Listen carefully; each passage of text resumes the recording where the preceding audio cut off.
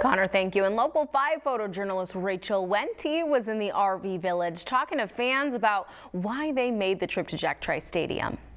Go Hawks! Go State! We tailgate in all the home games. We even go to a away game off and on, but we're always here for the home games. We're just enjoying, the camaraderie. Everybody here is so nice. It's all about the friendships that you make at tailgating, and they just coming back and back. Go Hawks! Go State!